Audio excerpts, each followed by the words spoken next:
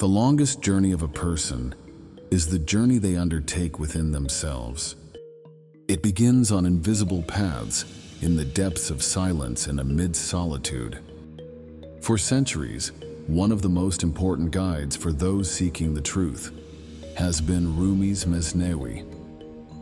And now we take the first step on this ancient journey.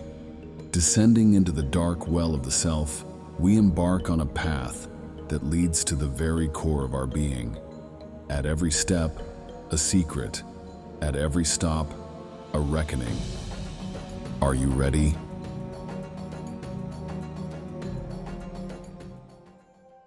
Freedom from the bondage of the self. The struggle we wage with ourself is the toughest battle within our inner world. In this struggle, the commanding self attempts to enslave us in the pursuit of our desires. It constantly drives us to want more and towards unchecked cravings. While chasing after worldly ambitions, pleasures, and desires, a person becomes distant from themselves and their true essence. However, what truly matters is discovering the essence within oneself. Because every individual who loses touch with their essence ultimately embarks on a quest to return to their true nature, to themselves. It should not be forgotten that the body is merely a vehicle for traveling in this world. The true traveler is the soul. The purpose of the real journey is not the liberation of the body, but the soul's attainment of freedom. Let us attempt to understand this profound struggle through the story of the snake catcher and the dragon in the Mesnevî. The snake catcher was a cunning man who made his living by catching snakes through magic.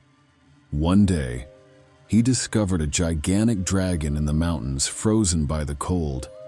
Believing that bringing this creature, which he thought was dead, to Baghdad would inspire great admiration, he carried the dragon on his back and brought it to the city.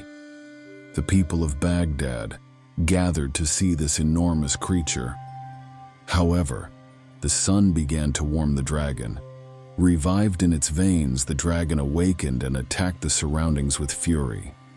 The snake catcher's desire for spectacle resulted in disaster for himself and many others. Thus, he paid a heavy price for his ambition and blindness.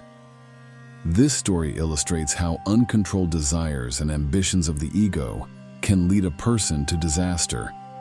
The snake catcher represents the person who believes they are in control of their desires, but is in fact enslaved by their own ego, while the dragon symbolizes the unrestrained desires of the human being. Desires that we thought were dead revive when given the chance and enslave us. Without recognizing the nature of our ego and learning to manage it, we cannot break free from its control. Nietzsche's concept of the Übermensch aligns with the journey of overcoming one's own ego. The Übermensch is not someone who submits to the desires of the ego, but rather someone who recognizes and controls them, becoming the master of their own destiny. When a person manages their desires and returns to their true essence, they break free from the chains of the soul and ascend.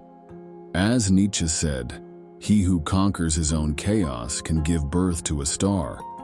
Yet, as Rumi points out, the true star is not in finding one's own light, but in discovering the divine light of Allah.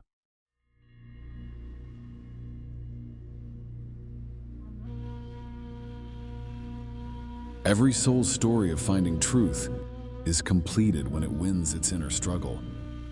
Rumi says, "He who wishes to conquer the world must first conquer his own ego."